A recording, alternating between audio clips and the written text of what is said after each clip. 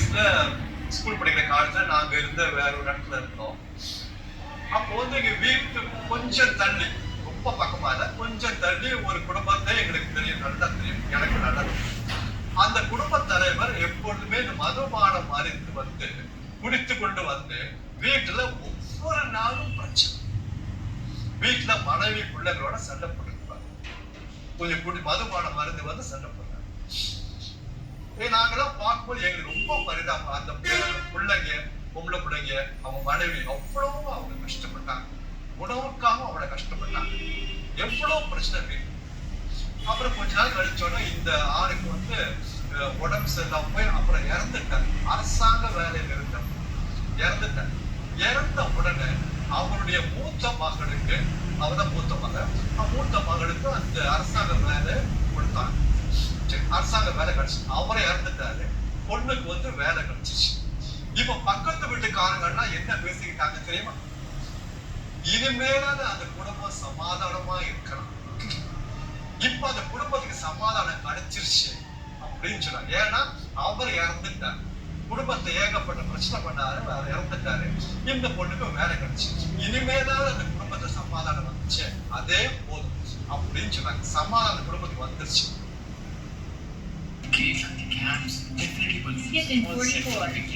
குடும்ப சமாதானம் வந்துச்சா, இதான் உலகம் தரும் அமைதி. பிரச்சனை நீங்கியது, பிரச்சனை இல்ல, பிரச்சனை இல்லாத ஒரு சூழ்நிலை தான் இந்த உலகம் என்ன சொல்றது? அமைதி, சமாதானம் இருக்குன்னு சொல்றது. சண்டை இல்லாத சூழ்நிலை, அது அந்த அமைதி நிரந்தரமானது கிடையாதுங்க. இனி அந்த குடும்பத்துல பிரச்சனையா வராதா? இன்னும் பிரச்சனை வரணும், ஏகப்பட்ட பிரச்சனை வரலாம், நமக்கு தெரியாது. இனிமேல் பிரச்சனை இல்லைன்னு சொல்ல முடியாது. பிரச்சனை இல்லாத ஒரு சூழ்நிலைக்கு ஒரு அமைதி கிடையாது. பிரச்சனை மத்தியிலும் அந்த அமைதியோட சமாதானத்தோட இருப்பதாக உண்மையான அது இயேசு கிறிஸ்து மட்டும், அவருக்கு மட்டும்தாங்க நமக்கு கொடுக்க முடியும், வேற யாருக்கும் கொடுக்க முடியாது. அது அவருக்குள்ள இருந்தது. 33 ஆண்டுகள் அவர் வாழ்ந்த பொழுது எவ்வளவு பிரச்சனை அவர் சந்தித்தார். அப்பொழுதுதான் அவருக்குள்ள ஒரு அமைதி இருந்தது. ஒரு முறை ஒரு பெயிண்டிங் காம்படிஷன் நடத்தினாங்க. Painting competition. அந்த பெயிண்டிங் காம்படிஷனோட தலைப்பு பீஸ், அதாவது அமைதி, பீஸ், சமாதானம் என்று வைத்தார். அப்ப அந்த பெயிண்டிங் நிறைய பேர் நிறைய விதமான பெயிண்டிங் தான் பண்ணாங்க. இந்த அமைதி, இந்த வெள்ளை புறா, இந்த மாதிரி பல விதமான பெயிண்டிங் தான் பண்ணாங்க. கடைசியில ஒரு பெயிண்டிங்க பிரைஸ்க்காக தேர்ந்தெடுத்தாங்க. அந்த பெயிண்டிங் எப்படி நீங்க கேள்விப்பட்டிருப்பீங்க, இருந்தாலும் இந்த இடத்த சொல்றேன். நமக்கு தெரியாது கிடையாது, தெரிஞ்சதான், இருந்தாலும் சொல்றேன்.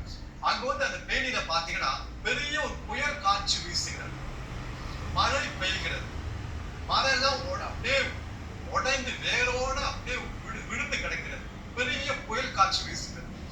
ஆனா அந்த புயல் காட்சி மத்தியிலும் அந்த மழையின் இடையிலும் ஒரு மரத்துல, அந்த மரத்தின் கிளையில ஒரு பறவை அப்படியே அமைதியா உட்கார்ந்து இருக்கு. அந்த கிளை, அந்த பறவை உட்கார்ந்துருக்கிற கிளை கூட பாதி உடஞ்சிருக்கு. அந்த பறவை உட்கார்ந்துருக்கிற கிளை கூட பாதி உடஞ்சிருக்கு. ஆனா அந்த பறவையோட முகத்துல பாத்தீங்கன்னா அவ்வளவு ஒரு அமைதி. இத்தனை பிரச்சனை சுத்தி நடக்குது, பெரிய புயல் காற்று, நிறைய மரம் வேரோட விழுந்துச்சு, மழையும் பெய்யுது. அந்த பிரச்சனை மத்தியிலும் இது அமைதியா உட்கார்ந்துருப்பாங்க. அந்த கிளை, அந்த உட்கார்ந்த கிளை கூட பாதி உடஞ்சிருக்கு. அந்த பெயிண்டிங்கு பிரைஸ் கொடுத்தாங்க.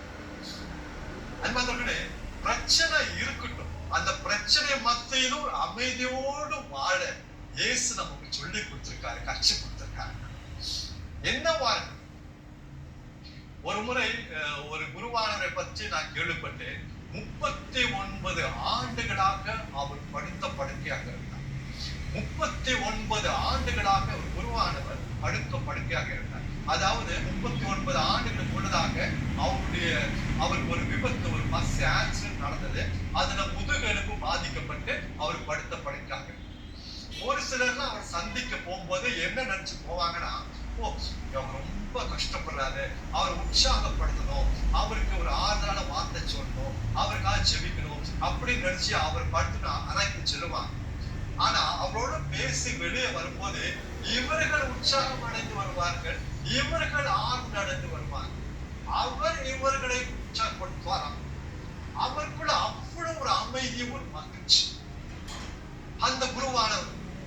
சென்ற ஆண்டு அவர் இறந்து 39 ஆண்டுகளாக படுத்திருந்தும் அவ்வளவு அவருடைய முகத்துல பாத்தீங்கன்னா அவ்வளவு பிரகாசம், அவ்வளவு ஒரு அமைதி, ஒரு மகிழ்ச்சி அவருடைய முகத்துல, ஒரு சமாதானம். அந்த வேதனையே தெரியல. போனவங்களா அது உற்சாகம் அடைந்து அவர் இவர்களுக்காக ஜெபிப்பார், இவர்களுக்காக ஜெபிப்பார். ஆறுதலான வார்த்தை, இறை வார்த்தை அவர் சொல்லுவார். அன்பான சகோதர சகோதரர்களே, இந்த அமைதி சைக்கிள் மிதித்து போறதுனால கிடைக்காது.